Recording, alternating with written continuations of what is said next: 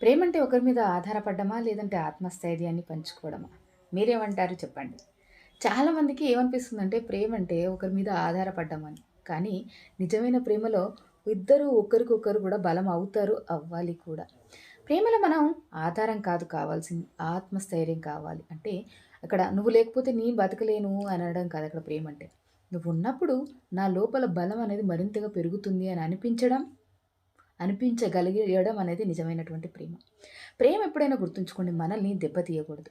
మనలోని భయాల్ని, ఇన్‌సెక్యూరిటీస్ అన్నింటిని కూడా హీల్ చేయాలి. ఎందుకంటే నిజమైనటువంటి బంధం ఎప్పుడైనా కూడా అక్కడ ఒంటరితనాన్ని పొడగొట్టడం అనేది కాదు. మనలో ఉన్నటువంటి దాగి ఉన్నటువంటి బలాలన్నింటిని గుర్తు చేయగలగాలి. ఇద్దరు ఎప్పుడు ఒకరికొకరు కంప్లీట్ అవుతారో తెలుసా మీకు? పక్కపక్కన ఉండటం వలన కాదు. ఇద్దరు కలిసి మరింత పవర్‌ఫుల్ వెర్షన్స్‌గా తయారవ్వడం. అది నిజమైనటువంటి బంధం అంటే. అది ఎప్పుడైనా గుర్తుంచుకోండి.